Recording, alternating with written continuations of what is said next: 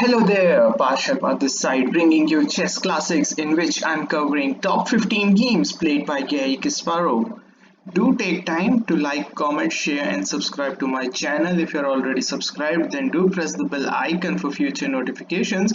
And if you like my work, then do consider supporting me on Patreon and PayPal. You will find the links in the description because your support is my motivation, which keeps me going.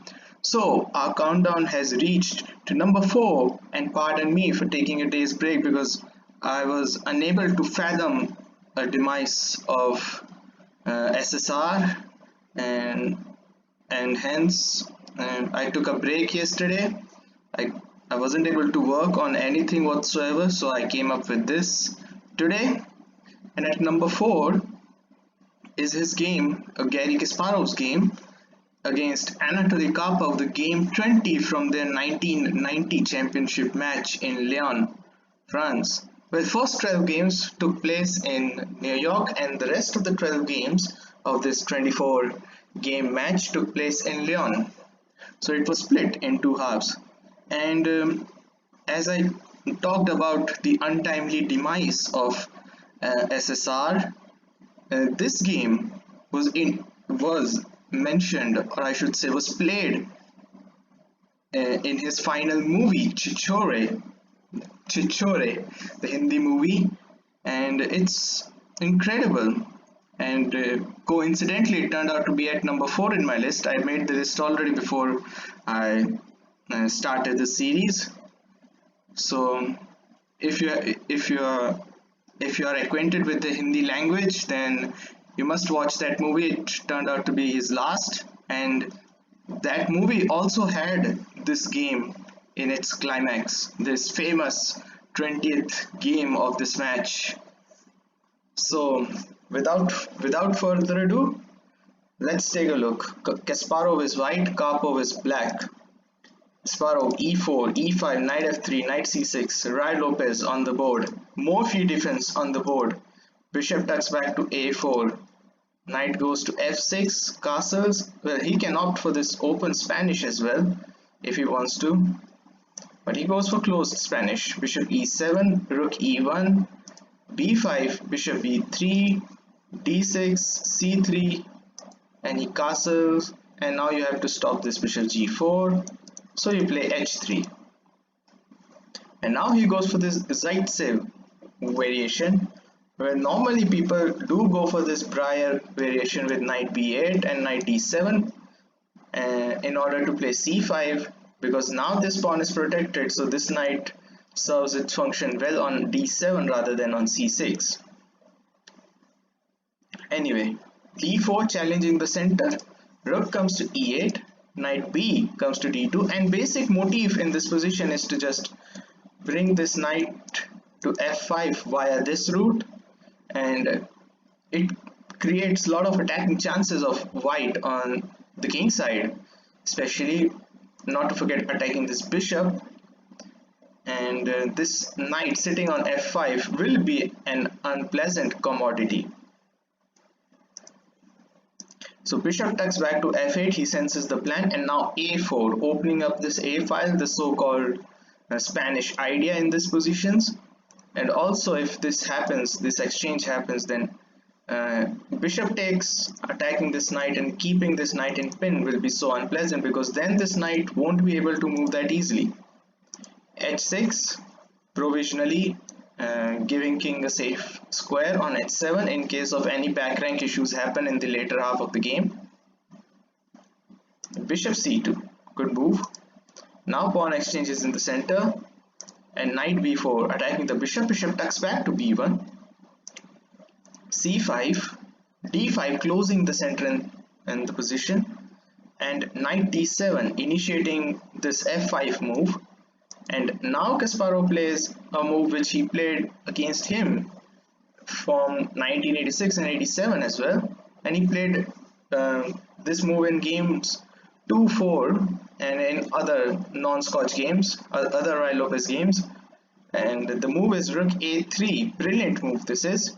And now what does this do? It initiates this beautiful rook lift, and main motive is to put this rook to e5 to give more stronghold behind this pawn on this e file and covering a lot of squares. So that's a beautiful initiative, or I should say beautiful idea in this position. And Kasparov won a very beautiful game, number 2 from the championship, playing this rook a3 novelty, which he also employed in 86-87 matches against him, against Kasparov, against Karpov. So he was, so it's not a surprise. There was another rook lift, but that was in game 32 of their 84 championship match, in which Kasparov played rook c1, c3 to e3, and I have covered that game. You will find that in the I tab or in my playlist, in which I have covered 84-85 championship match, the so-called infamous aborted match. So you will find the link there as well. So anyway, back to the game. f5 by Karpov, and there we go. The plan: rook a to e3, knight comes back to f6. So it has served its function, going to d7 to initiate f5, and then knight jumps back to f6, and now knight to h2. And here Karpov didn't respond quite well in this position. He played king to h8, which was somewhat dubious after Kasparov's next move, but we will see that in a couple of moments. Best move in my opinion had to be or should be queen d7, because after e takes f5, rook takes, knight b takes d5, the rook is attacked, so rook has to move to either g3 or to e1, and the position would still be level. Notice the queen defends the pawn, the bishop defends the pawn, the queen is keeping a lot of pressure, so this bishop doesn't have time to play this, to pin this knight.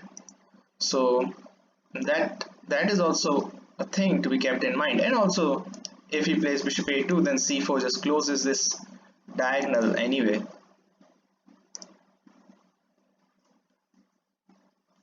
So after knight h2, he was desperate to put this king out of this diagonal, and he sensed that this can turn really nasty for black, so he plays king h8.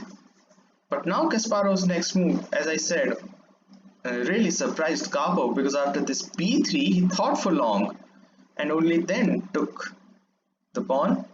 Another idea would have been to play rook c8, but then the idea of b3 is to put the bishop into this diagonal. So Karpov thought that he had put his king away from this diagonal, but then comes this bishop b2, putting king into this diagonal, and that's very nasty. So anyway, Karpov thought for long and takes an a4. B takes a4 is the normal move, and now there was a suggestion that he could have just simply played f takes an e4, and after knight takes, and there are two ways to capture this pawn. So let's have a look at this capture: knight f takes to d5. Well, this would turn out to be a mistake, because after rook g3 the knight tucks back to f6, and after knight takes f6, queen takes f6, bishop d2, the position is somewhat strategically better for white. And so after knight takes e4, bishop takes d5 is another alternative. But after knight takes, rook takes e3, and queen takes f6, the position is still okay for black. And although white has a lot of space advantage here, still I would say the game would be roughly level. But after b takes a4, Karpov plays c4, and which was, in my opinion, a bit committal too early. Obviously, he would like to relieve some tensions with this move, with these ideas, capturing here. But Kasparov is not having one bit of this. He plays bishop b2. He's continuing this plan to keeping this diagonal, and now Karpov captures. Well, there's another move that he could have considered, is to just play rook c8, and now this is a deadly passed pawn threatening this. although not at the moment because rook and bishop are taking care of it.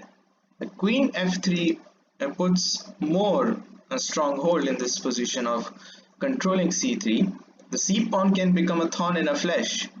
Let's say the moves like queen d7, bishop takes f6, g takes f6, but if after rook c1, white would still be better in that case. So well worth considering rook c8. But anyway, he takes the pawn, he took the pawn, f takes e4, and now knight takes e4, and another peculiar situation, this pawn is hanging, and he plays knight f takes d5. Well, what happens if he plays knight b takes d5? Well, then comes knight takes f6, rook takes e3, and rook takes e3, and if you take, then queen h5 is crushing, so that's unadvisable. Well, what happens after rook takes e3 if he plays knight takes f6? Well, then comes queen c2, and even that is also crushing, and after rook takes e3, if g takes f6, taking knight with the pawn, but then again comes queen h5, and we have already seen knight takes e3, queen h5 is gone, queen g6, going through the tunnel. The same would happen with bishop takes as well. Well, in that case there won't be any knight to recapture the knight, so that is even more that would be even more devastating. So understandably Karpov took with f knight, and now this rook g3 idea. The rook was attacked, so it comes to g3, putting a lot of pressure on this king and the forces. Rook e6 to add more defenders towards the king, that's a good move. And the best move in this position should have been knight f3. It was discovered after the game, because after knight f3 there comes knight f4. If he had after knight f3, if he plays queen d7, then knight f to g5 can be really nasty, because this pawn cannot take, queen h5 would be the end.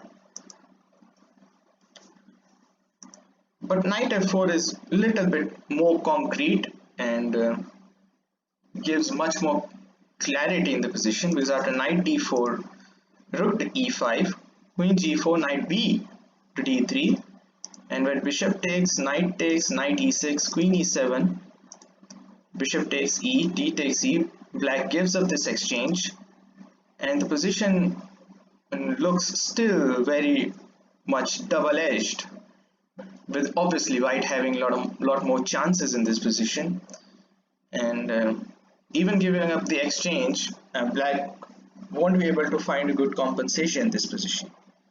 So maybe after rook e6, knight f3 would have been well worth considering, and Kasparov plays knight g4 in this position, and he was very unhappy with this move, and he didn't like this position for white, possibly because he had thought that after knight d3 there won't be too much counterplay for white, or there will be a lot of counterplay but not much play for white, and yeah, he was expecting. He got up from his chair and looked at the board. He was not looking, I would say, not looking good, not looking well, or happy I should say, with after playing knight g4.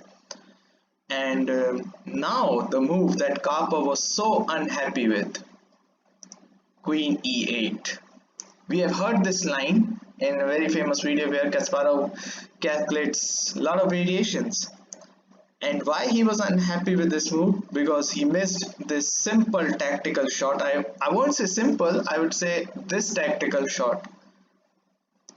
Knight takes h6, and this was a very good tactical shot. And why do I say so? Giving up this knight, he mentioned a very good thing, that he has 7 pieces in attack and he has 5 defenders.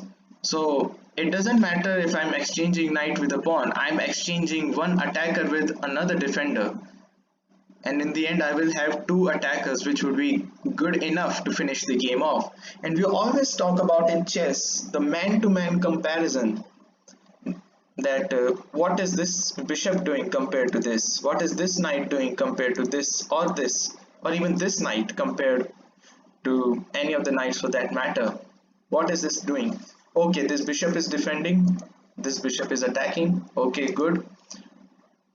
The rook is attacking, but what is this rook doing? So we always do this man-to-man comparison, and this was the main policy of, I should say, the main principle of Mikhail Tal that he used to apply is it doesn't matter what I give, it only matters that man-to-man comparison, what does he have for the attack. If he doesn't have this knight, I would sacrifice my own knight to weaken my opponent's king position, and it looked elegant to people, but they've always had this man-to-man comparison thing in mind, that my move is weakening his king's position, and whereas its counterpart piece on the board of my opponents isn't doing the job it should be doing, that is defending the king rather than staying at the other side of the board.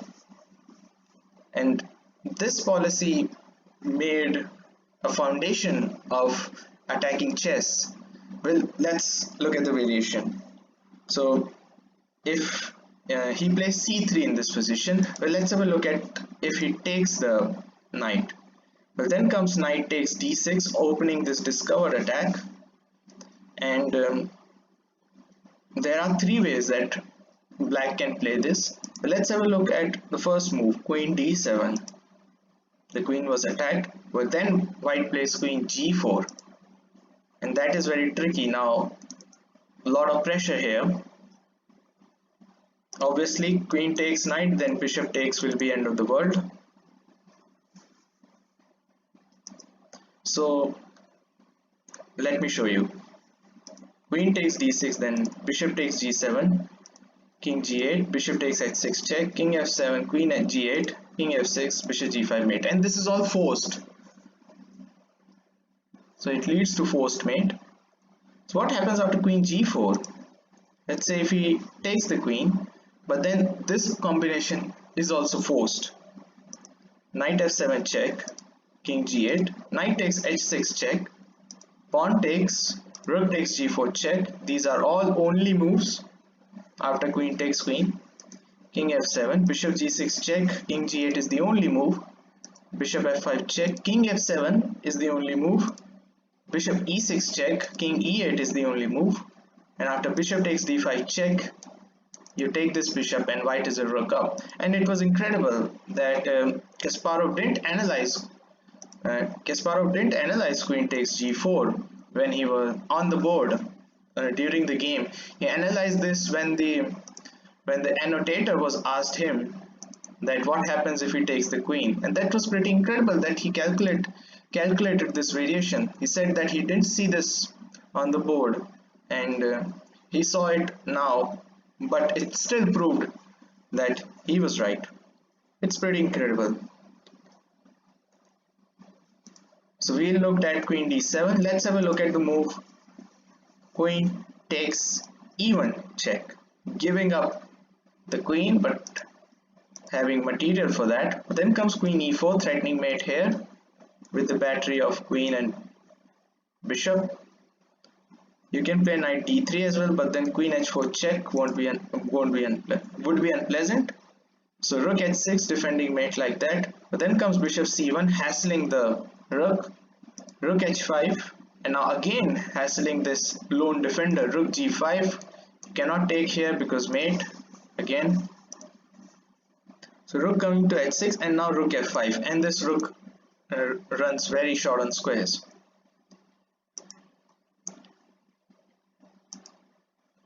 So another possible way, perhaps the best possible way to play, is to play queen h5. But then white has rook g5. If he takes, then knight f7 check picks the queen. But what happens if queen takes queen? But then comes knight f7 check, king to g8, knight takes rook, king to h8, the pawn was pinned, and again it's pinned, so it still cannot take. But what happens? Rook takes d1 and c3, and now this is closed, now this is threatened, but then knight f7 check, king g8, bishop g6, and the only move which keeps black in game is knight f4 to stop rook h5, rook h8, because this looks absolutely hopeless. You cannot take the bishop for that matter. And also bishop takes c3, the position looks lost already. This knight is overloaded, it cannot check to give fork because it has to look for rook h5, rook h8. So what deep calculations by Kasparov this was. So after knight takes h6, he plays c3 and closing the bishop. But now there is a problem. After knight f5, c takes b2, he cannot close this bishop, and now there is no pawn on h6. So which means that this line, this h file, is open for attack. Might see queen h5 someday to attack. And now he plays queen g4, Kasparov. Good move indeed. To get basically to play knight g5 and queen h5. That's one thing. But now he plays bishop c8. Maybe knight f4 would have been a better defensive chance. Anyway, bishop c8 to at least try to bring the forces into the game. And now he plays queen h4 check. Maybe better than queen h5 because h5 is controlled by the queen. Queen g4 was played for that purpose. So rook comes in between. Knight takes, g takes, and now a sensational move. One of the best moves I've seen. Very quiet move, but has very deep attacking understanding behind this. If he plays knight g5, then queen will take the rook, and that would come with check. So what does he play? He plays king h2. Brilliant move indeed. I think more than knight takes h6. This was the move of the game, because now he can move this knight because there would be no check, and still black has whole move to defend after king h2, but his pieces are not on time. They cannot defend it. Tries queen e5 to pin the rook, but then knight g5 opening up this line, and rook won't be hanged without check, threatening knight f7. So queen f6, probably queen g7 would have been a better option. But now after rook e8, bishop f5, it looks like mate is on the cards. And the best move in this position was to play knight f7 check, and it leads again to mate by force. Because after queen takes h6 check, bishop is pinned. So bishop blocks, again rook takes a8. White has a lot of time to deliver checkmate in this position. There's already threat to take the bishop, and there's absolutely no stopping that. Knight comes to f6, but this is all in vain. And that would have been the photo finish this game. But anyway, Kasparov tries another elegant way to finish the game off, is to play queen takes h6 check, giving up the queen. So queen takes h6, and this was the same scene which was repeated in SSR's movie Chhichhore, which I mentioned at the start of the video. If you are joining it from the middle, and I would be tagging that the person who lost his life. And in that game, he played the same game. I should say his compatriot played the same game in the finals to win the medal for the team, and people were stunned to see him sacrificing the queen. and it was pretty amazing that this exact same game was mentioned, because such was this beauty of this game. But anyway, knight f7 check, king h7, bishop takes f5 check, and now this is all forced. And in the movie it showed rook takes queen, which was the right move in this position and would have led to checkmate by force. After rook takes g6, the only way to prolong the inevitable is to play b1 equals queen, but bishop will take, and it will be mate very shortly, because the only thing which is threatened is to just remove this rook anywhere, and it was shown in the movie, this variation. But Kasparov here, after queen g6, took the queen with the bishop, and I do not know why did he do that. He says after the game that it was an unforgivable mistake that he committed here. But anyway, he won the game after king g7. He has this extra rook. He's a rook up in the position, or I should say, yes, a rook up, or I should say two rooks for a knight. So he has a whole lot of material up in this position. Bishop e7, rook b8, keeping an eye here, because after a5, defending the knight, comes bishop e4, king takes f7, and after bishop takes d5, if knight takes, then rook picks the pawn. Two rooks for two minor pieces is a winning endgame. And here, after time controls, Karpov resigned the game. Wow, what a superb game this was. And so much so that even this got mentioned in SSR's Sushant Singh Rajput's last movie, which he did. And I did this game, game 4. It was just a mere coincidence that it was the game which got its mention in that movie. But there's something big that I want to talk about here, because depression is indeed real. It's not a joke, and there are so many people around the world that who take their lives just because they are depressed. They don't have anyone to talk. Please, it's my request that if you feel signs of depression, if you are not well, please talk. Please reach out to your close ones, and be a theist, not atheist. That's the main point that I always keep in mind. But I would love to say that, or I would want to say that we can kill depression. Don't let depression kill us. And that's the message I wanted to put out doing this video.